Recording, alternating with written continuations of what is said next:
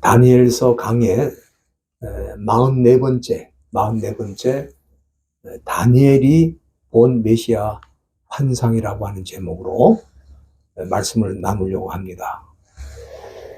지난번에 드렸던 말씀을 조금 복습하면은, 다니엘은 자신의 어떤 이기적인 목적이나 어떤 자신의 유익을 위해서 기도한 것이 아니고 하나님의 뜻을 구하면서 유대 민족이 다시 한번 하나님의 긍휼을 체험하고 회복될 수 있도록 민족을 위한 기도를 하나님 앞에 드렸는데, 두 가지로 하나님이 응답을 하셨습니다. 첫째는 이미 예레미야 선지자가 말씀한 대로 70년 만에 유대 백성들이 자기의 고국으로 돌아가서 예루살렘 성전을 다시 회복하게 될 것을 말씀하셨고, 두 번째는 더 나아가 하나님께서는 장차 기름 부은 받은 자, 다시 말하면 메시아를 뜻하는 거죠.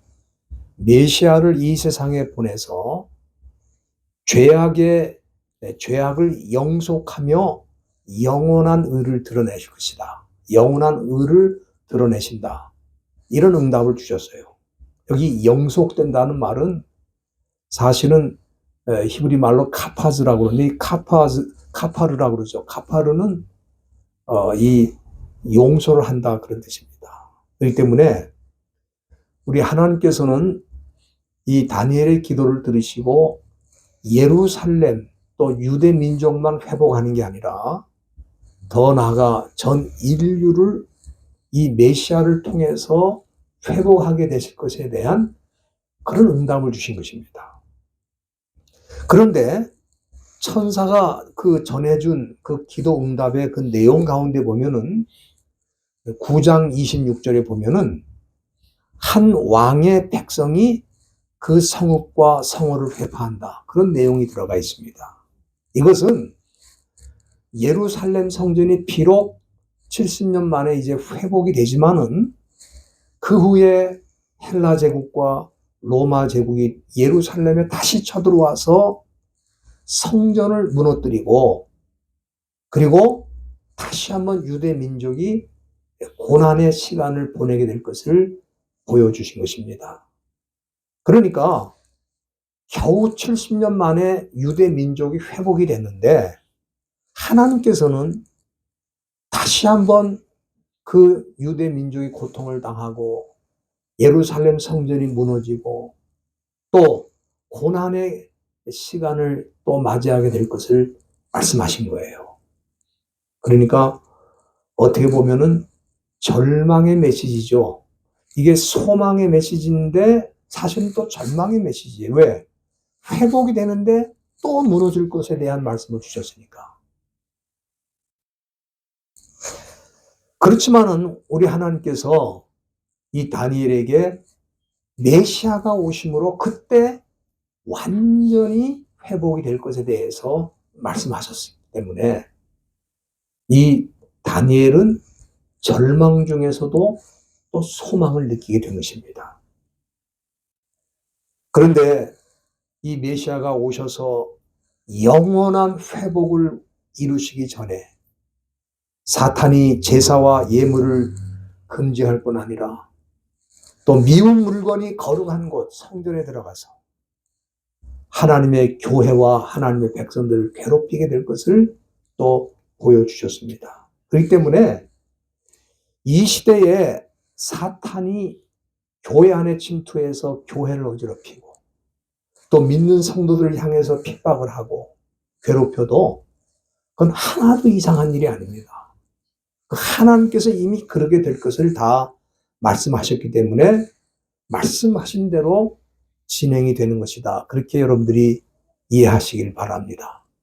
오늘 본문에는 다니엘이 하나님께로 받았던 마지막 환상에 대한 기록이 나타나 있는데, 본문 1절에 보면은 그가 이 환상을 보았을 때는 바사왕, 그러니까 페르시아를 말하죠.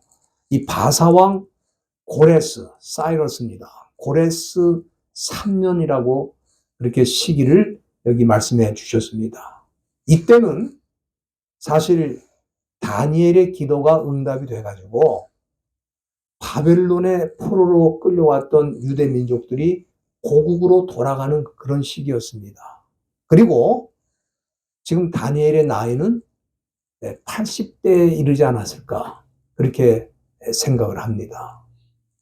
그런데 그는 자기가 그렇게 가고 싶었던 고국으로 돌아가지 않고 그 페르시아 제국에 남게 된 것입니다. 그러면은 그가 돌아가지 않고 계속해서 페르시아에 남게 된 이유가 뭐냐? 두 가지가 있다고 보면, 첫째는 이 제국이 바뀌어서 바벨론에서 페르시아 제국으로 바뀌었지만은 그 고레스 왕의 신임을 얻어가지고 또 그 페르시아 제국에서도 총리로서 역할을 하게 되었습니다.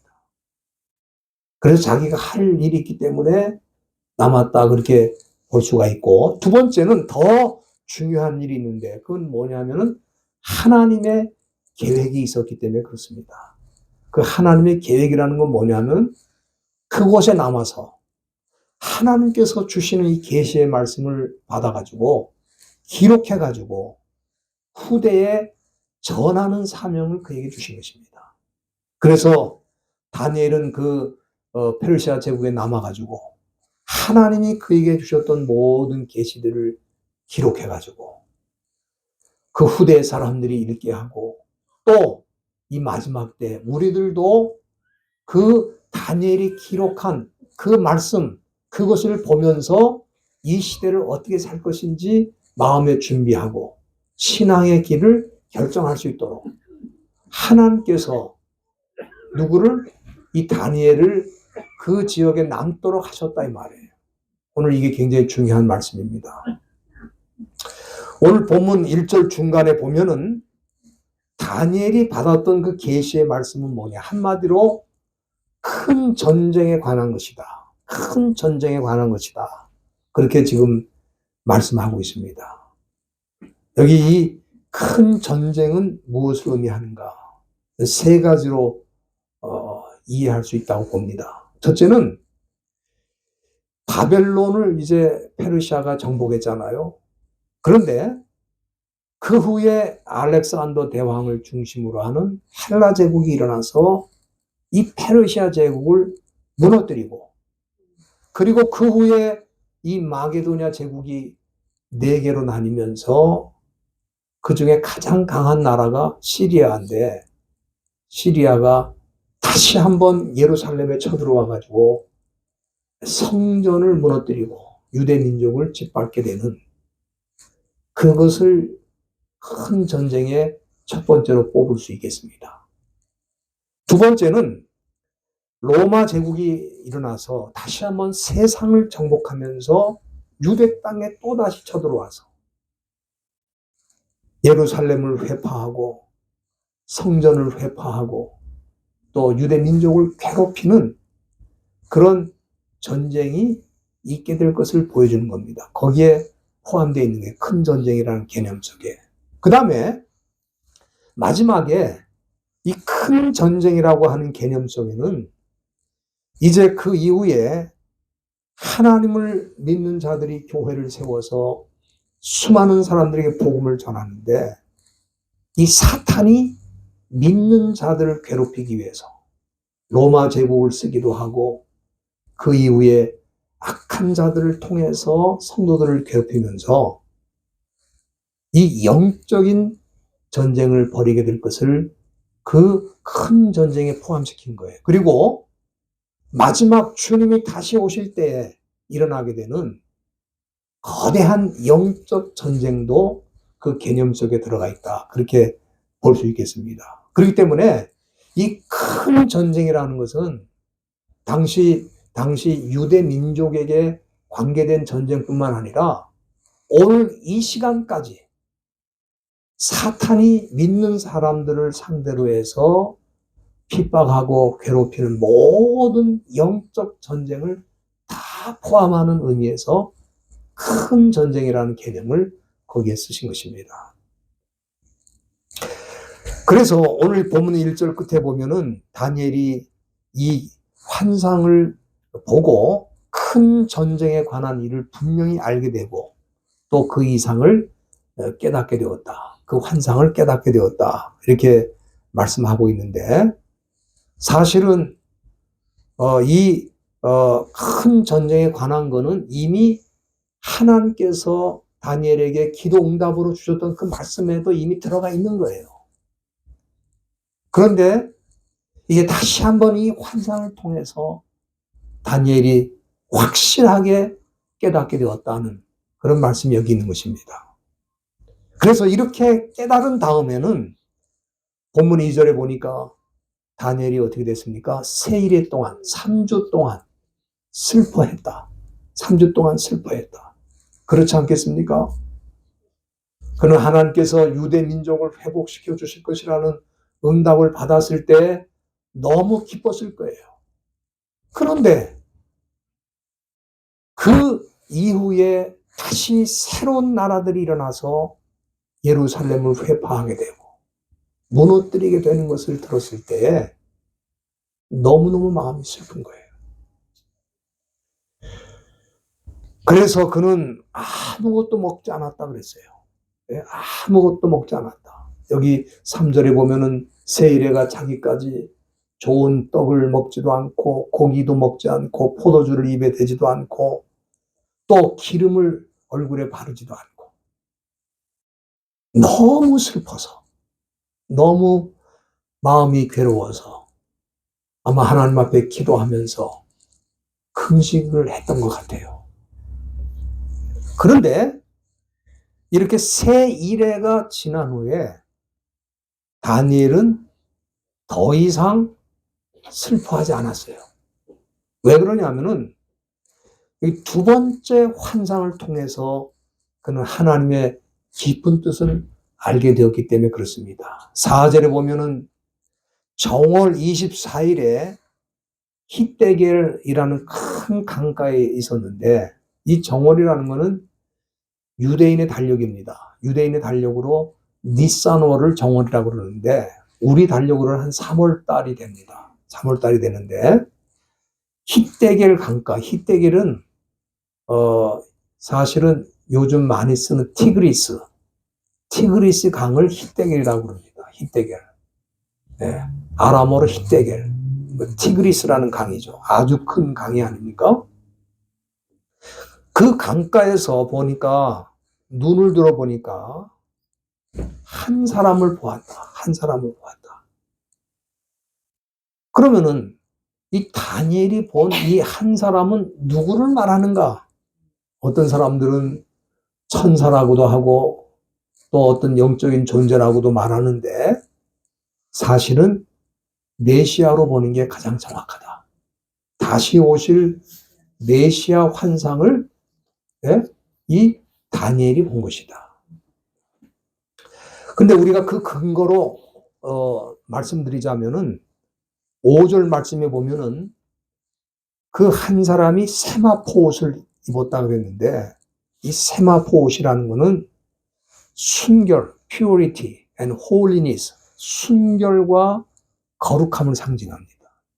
그래서 구약시대는 제사장이 이 세마포로 된 옷을 입었는데 순결과 거룩함의 상징인데 이 세마포 옷을 입었다는 것은 다시 오실 예수님을 상징하는 그런 표현이 되겠습니다.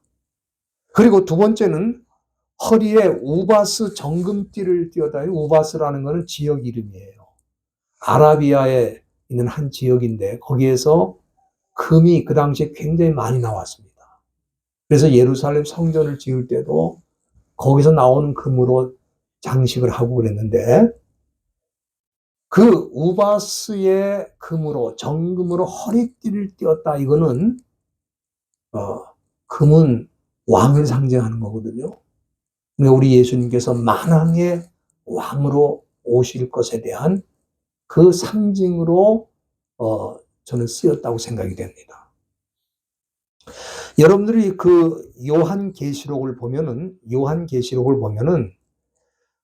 이 내용과 똑같은 말씀이 나와 있어요. 요한계시록 1장 13절에 보면은 사도 요한이 다시 오실 메시아에 대해서 하나님이 보여주신 그 환상을 기록을 했는데 거기에 뭐라고 기록했냐면은 다시 오실 그 메시아는 발에 끌리는 옷이다. 이 발에 끌리는 옷이 세마포 긴 옷을 말하는 거예요.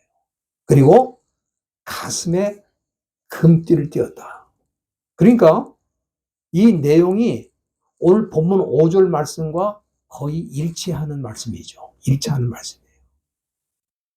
또 오늘 본문 6절 이하에 보면 그 몸은 황옥은 토파즈라고 하는 보석이죠, 보석. 또 그 얼굴은 번갯빛 같고 그 눈은 횃불 같고 그 팔과 발은 빛난 녹과 같고 그 말소리는 무리의 소리와 같다. 무리의 소리와 같다 그랬는데 무리의 소리와 같다. 이 모든 표현들이 다 메시아를 상징하는 표현들이거든요.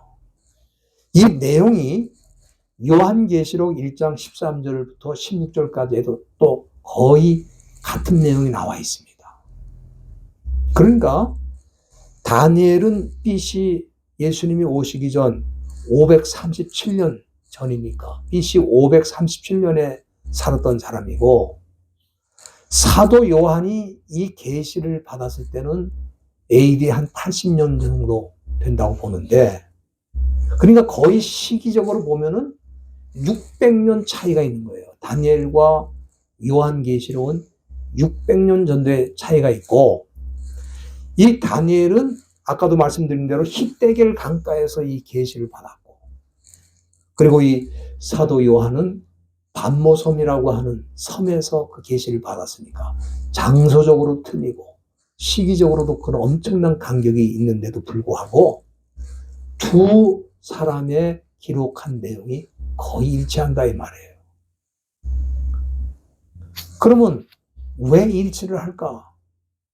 바로 하나님께서 다니엘에게 보여주시는 그 환상을 사도 요한에게도 보여주신 거예요. 하나님이 보여주셨으니까 그 내용이 이런 시간차, 지리적 격차가 있어도 내용이 같은 거예요. 그리고 그 환상의 가장 중심은 뭐냐?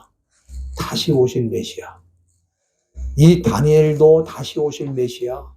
또 이 사도 요한도 다시 오실 메시아에 대한 환상을 본 거예요. 이 다니엘은 아직 주님이 초림하신 것도 못 본 사람인데 이미 다시 오실 주님을 또 미리 구약시대에 이미 본 거예요. 오늘 본문 7절에 보면은 우리가 7절을 읽지는 않았습니다만 7절에 보면은 이 환상에 대해서 다니엘이 혼자 보았다 그랬습니다. 그 당시 다니엘은 혼자 있었던 사람이 아니거든요. 거기에 그를 도우는 사람들이 여러 사람이 있었어요. 그런데 그 많은 사람 중에 다른 사람은 볼 수가 없었고 오직 다니엘만 보았다.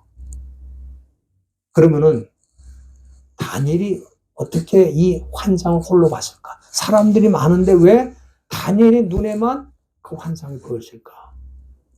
그 이유가 있죠.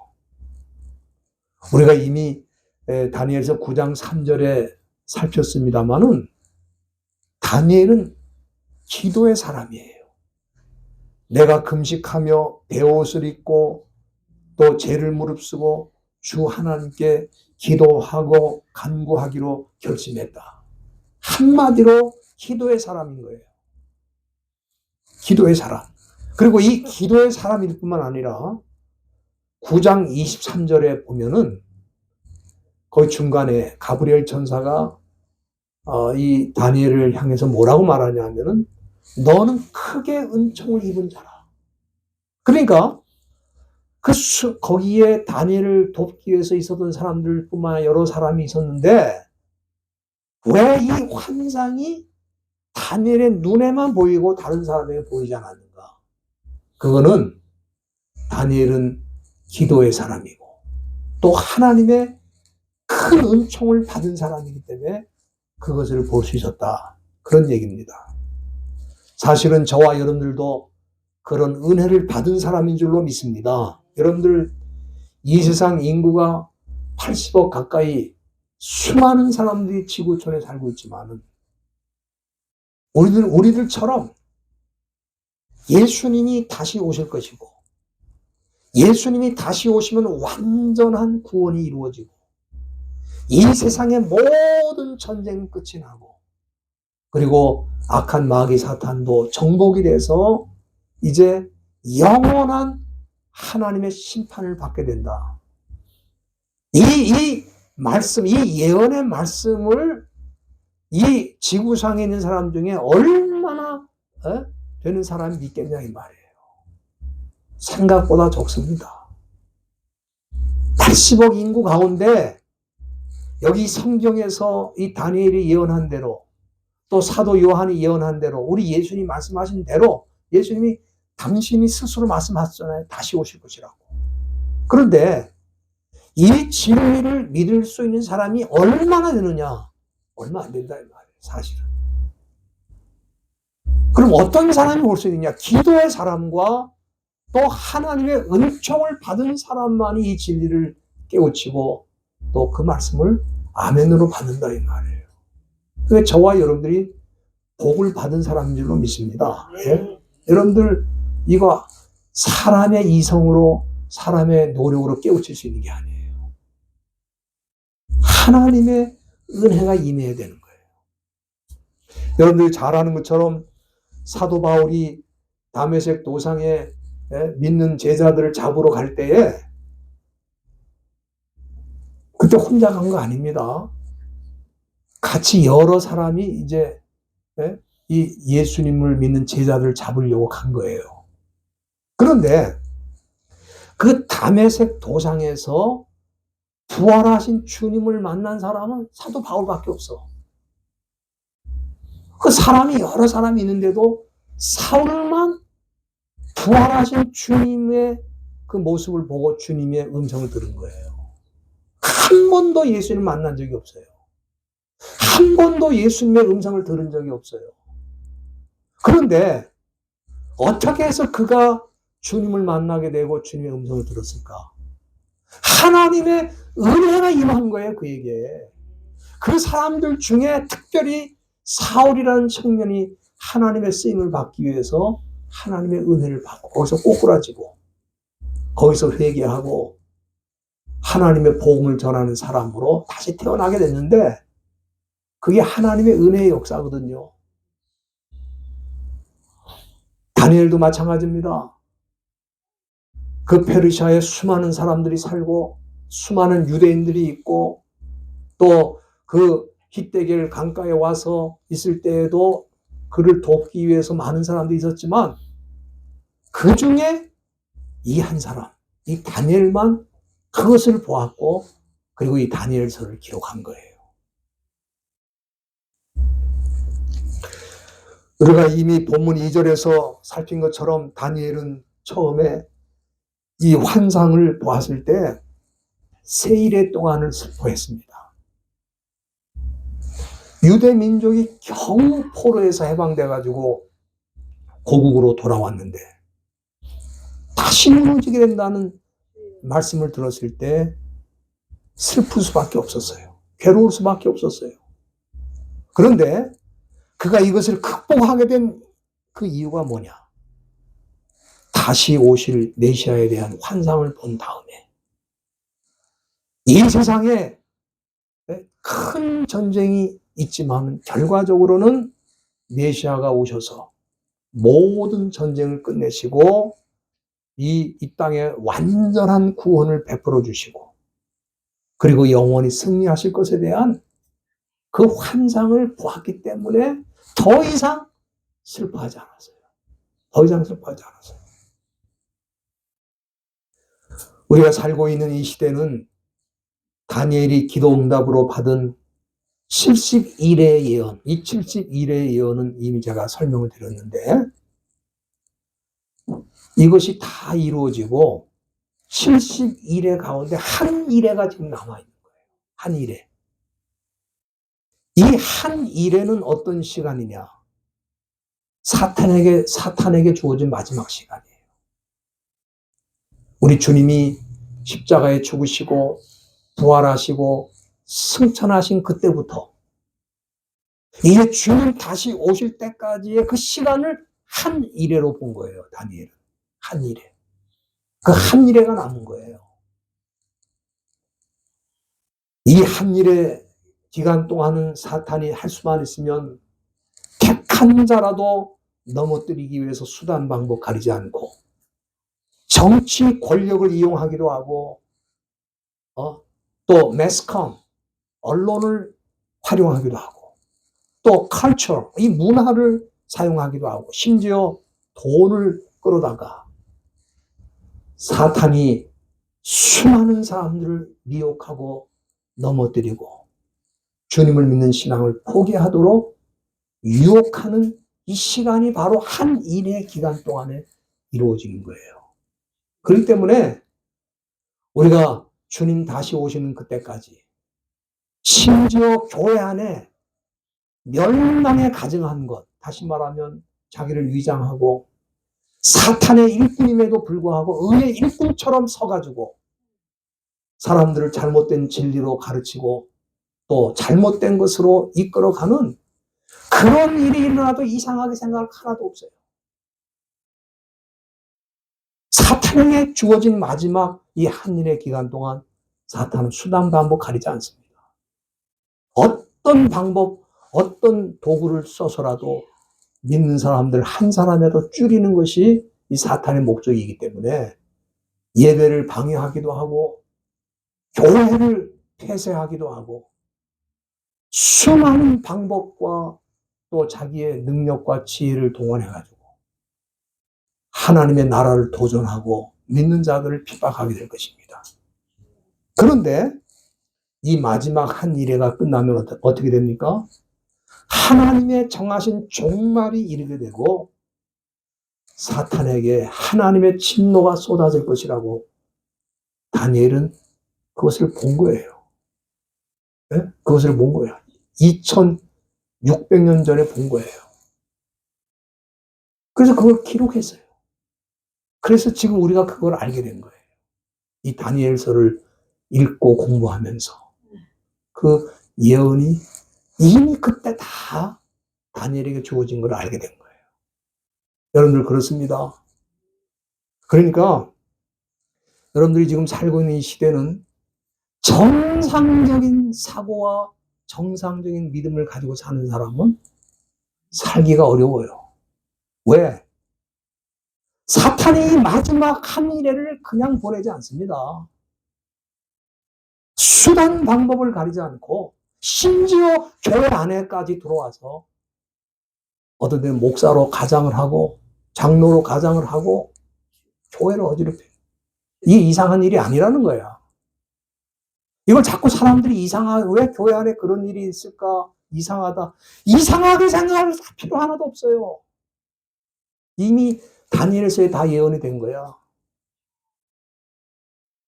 사탄은 우리보다 지혜롭고 능력이 있고 권세가 있고 대단합니다. 선택한 자라도 유혹을 하겠다는 거야. 하나님의 선택한 자라도 유혹을 해가지고 자기 사람으로 끌어오겠다는 거예요. 다니엘은 그걸 보았어요. 성전이 회복이 돼도 그게 영원히 회복되는 게 아니구나. 또 무너지는구나. 하나님의 성전도 무너지는 거예요. 이 악한 자들에 의해서. 근데 이 마지막 한 일에 그 기간 동안 사탄은 별일을 다 할 수 있다. 이것이 다니엘이 본 환상의 핵심입니다. 핵심이야.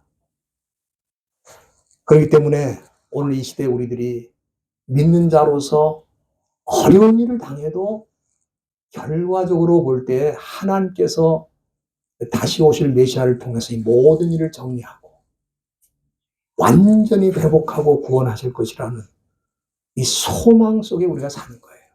그래서 아무리 우는 사자처럼 사탄이 날뛰어도 또 상상을 초월하는 비극적인 일을 저질러도 여러분들 이제 앞으로 상상을 초월하는 비극이 일어날 수 있습니다. 이 세상에.